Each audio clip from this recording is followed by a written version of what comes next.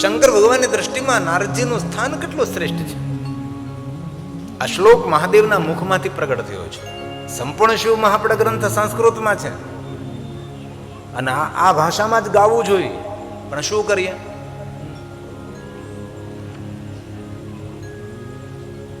આ મહાદેવના મુખનો પ્રસાદ છે કે શંકર ભગવાન નારદજી માટે શું બોલે છે? સ્વયં શિવ બોલે છે, હે નારદ, હે તાત, હે તાત નારદ પ્રાજ્ઞ. હે તાત, મહાદેવ કહે છે, હે તાત. તાત કોઈ સામાન્ય શબ્દ નથી. તાત મતલબ આદરણીય વ્યક્તિ, પ્રાતકાલ યાદ કરવા જેવું વ્યક્તિત્વ, પૂજ્ય વ્યક્તિત્વ, દર્શનીય, સદગુરુ તુલ્ય, પિતા તુલ્ય, મહાન વ્યક્તિત્વ, જેને તાત તાત સૌને ન કહી શકાય. આ ભગવાન મહાદેવજી નારદને તાત કહે છે. હે નારદ પ્રાજ્ઞ, આત્મજ્ઞાની નારદ, ઉચાગ્ર બુદ્ધિ નારદ. હે તાત, શંકર ભગવાન નારદજીને કહે છે, હે તાત નારદ પ્રાજ્ઞ ધન્ય સ્તવમ શૃણુ. મારી વાણીને સાંભળો નારદજી. મદવચઃ, ધ્યાનપૂર્વક હું જે કહું તે નારદજી આપ સાંભળો. આપ પૂજ્ય છો, વંદનીય છો, પ્રાતકાલ યાદ કરવા જેવું વ્યક્તિત્વ આપ. શંકર ભગવાન જેને તાત શબ્દ સંબોધિત કરે એ નારદ છે. નારદ કોઈ સામાન્ય તો નથી.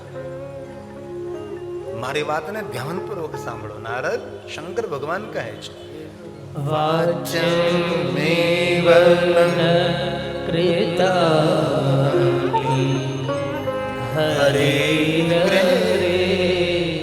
વિશેષ.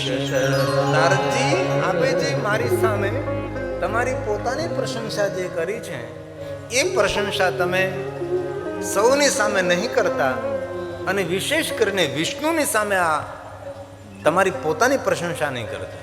આપ વખાણ, પોતાની પ્રશંસા. નારદજી, तप, साधना, अनुष्ठान, उपासना, भजन ये गोप्य रखने की बात है.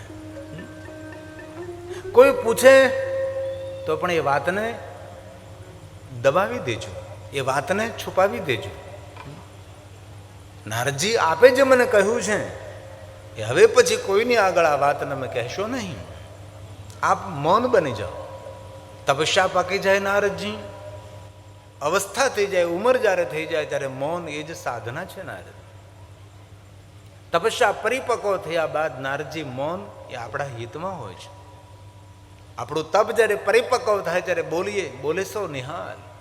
જે રીતે બોલવા લાગે એ બધું થવા લાગે છે. તેથી નારદજી, આજથી આપ મૌન થઈ જાઓ. અને સ્વવૃતાંત નારદજી કોઈ દિવસ કોઈને કહેવું ન જોઈએ.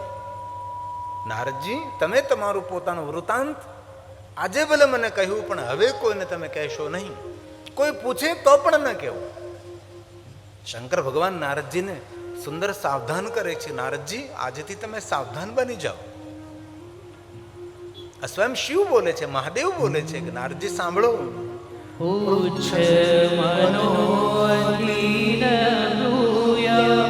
બોલું, આપ મારી સામે જે બોલી રહ્યા છો હવે પછી નહીં. સૌ વૃતાંત ગુપ્ત રાખો નારદજી.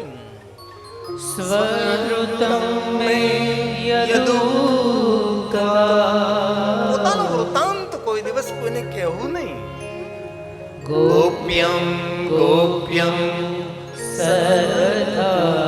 સર્વથા હિ ગોપ્યમ ગોપ્યમ કદાચન.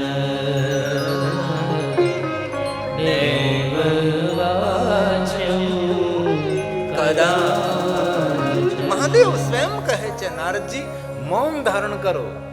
અને જીવનની ઘણી રસ ભરેલી, રહસ્ય ભરેલી વાત હોય એ જેટલી ગોપ્ય રહે એટલી હિતકારક હોય છે. ઘણી વાર દિવાલોને પણ કાન હોય છે ભાઈ. જીવનની રાજ ભરેલી વાતો હોય, રહસ્ય ભરેલી વાતો હોય, અથવા જે ક્ષેત્રમાં બિઝનેસમાં તમે છો તેમાં પણ કોઈ રહસ્ય ભરેલી વાત હોય એ જેને તેને ન કહેવાય. જીવનની પણ ઘણી વાતો એવી હોય છે જે દુનિયાને કહેવા જેવી ન હોય. ભલે સુખની વાતો સૌને કરજો, પણ જીવનની દુઃખની વાતો કોઈને ન કરજો. સુખ વહેંચવાથી સુખ વધે છે અને દુઃખ વહેંચવાથી દુઃખ પણ વધે છે.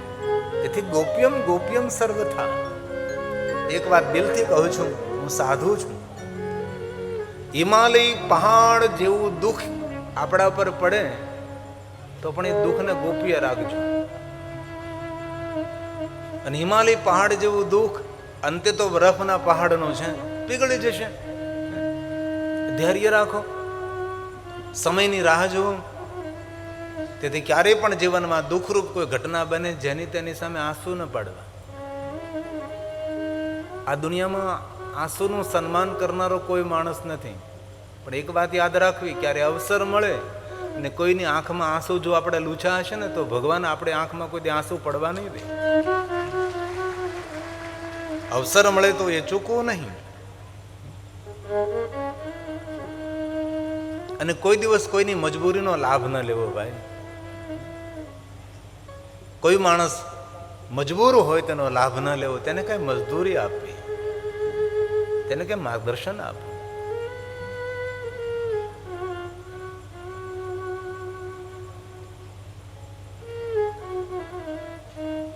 आपके मुख पर हंसी है तो दुनिया आपके साथ है.